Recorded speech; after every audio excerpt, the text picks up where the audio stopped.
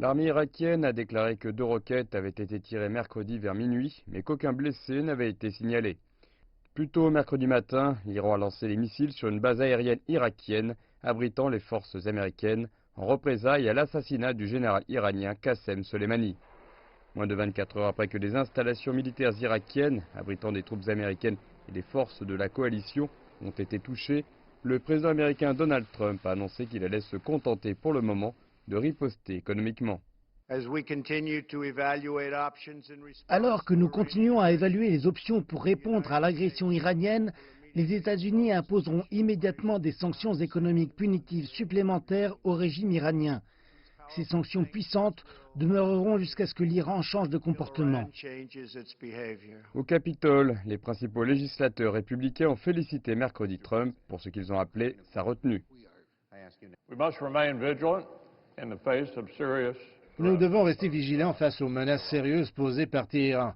Apparemment, ces frappes n'ont pas tué ni blessé des Américains, mais elles démontrent les progrès importants que l'Iran a réalisés au cours de la dernière décennie pour construire une large, à long terme et précise force de missiles balistiques.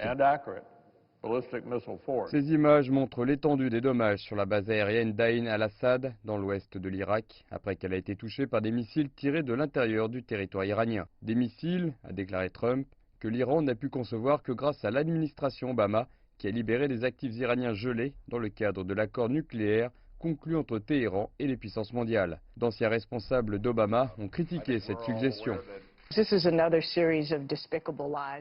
Ceci est une autre série de mensonges ignobles du président Trump.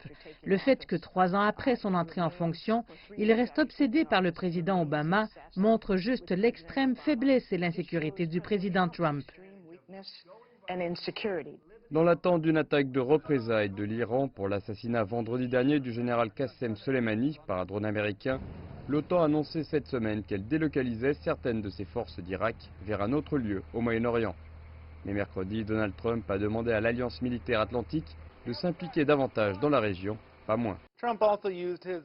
Donald Trump a également utilisé son intervention pour appeler l'Iran à travailler avec les États-Unis dans des domaines d'intérêt commun, comme la lutte contre Daesh. Il a déclaré qu'un nouvel accord avec les puissances mondiales était nécessaire, un accord qui garantirait la sécurité mondiale et la prospérité iranienne. Il a suggéré qu'il était prêt à s'asseoir et à parler si l'autre partie l'était aussi.